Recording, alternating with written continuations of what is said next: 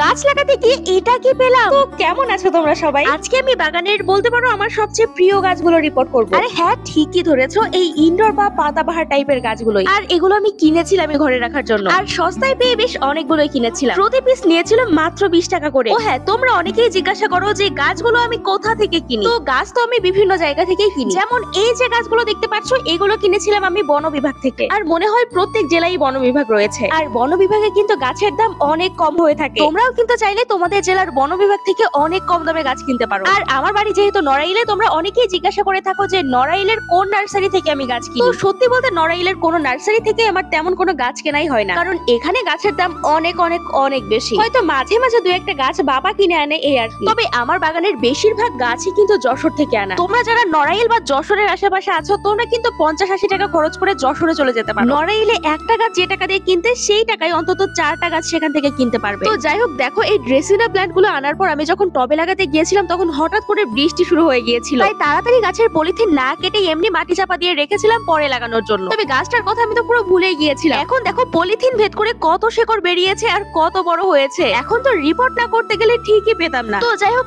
এরিলাপা আমার ড্রেসিনা প্ল্যান্ট গুলো তো আলাদা আলাদা টবে লাগিয়ে দিলাম, কিন্তু এখন এগুলো ঘরে নেওয়া যাবে না। কিছুদিন এগুলো বাইরের আলো বাতাসে থাকবে, সতেজ হবে, তারপর এগুলো ঘরে নিয়ে যাবো। ও হ্যাঁ, শীতকাল তো প্রায় চলেই আসলো। তো শীতের বাগানের প্রস্তুতি কে কিভাবে নেওয়া শুরু করেছো কমেন্টে জানিয়ে যেও কিন্তু। আর আমার ভিডিওগুলো ভালো লাগলে একটা সাবস্ক্রাইব করে যেও। টাটা।